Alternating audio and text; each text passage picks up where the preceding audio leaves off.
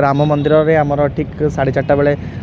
Time दिखाई 4:30 बेले आसिक धनुष्टी राम मंदिर पहुँचब। तो मुझे माध्यम समस्त को अनुरोध कर भुवनेश्वरवासी को कि आप राम मंदिर रे 4:30 दुर्लभ दर्शन पाई आप पहुँचु। आ धनुष्टी जो यात्रा आरंभ कर राम मंदिर लिंगराज मंदिर ही पुरी अभिमुखे बाहर काली पुरी आरंभ करके यात्राटी अयोध्या 22 तारिख दिन श्री राम चरण अर्पण हम।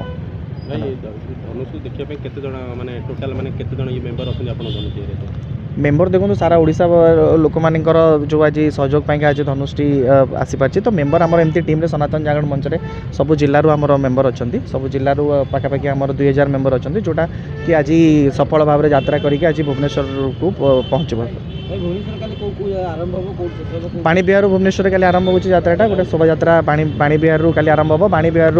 आरंभ होकर आम राम मंदिर रे कार्यक्रम अच्छे राम मंदिर को पूरा सजा राम मंदिर सजा हो सारापर आम ओडिसी नृत्य हम ओडिसी नृत्य पर आम कि माने दर्शन पाइंका किसी समय समय रही सारापर आम 7:30 बेलू ये बाहर की आम लिंगराज मंदिर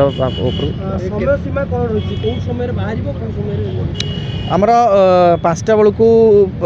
ये राम मंदिर आसबार माने ठीक 4:30 बाहर बाणी बिहार बाहर की अध घंटा भितर आम 5टा ରୁ 7ଟା पर्यंत आम ये राम मंदिर आम रखा रखी सारापर लिंगराज मंदिर को नवा। भाई जो मैंने केते भक्तों समागम हो लगुच जिते सब भक्त अच्छे कौन कह सब सनातनी मैंने सब आम गोटे एक समस्ते तो राज्य सारा आपण मैंने देखुवे न्यूज चैनल आपण माध्यम केते लोक मैंने सब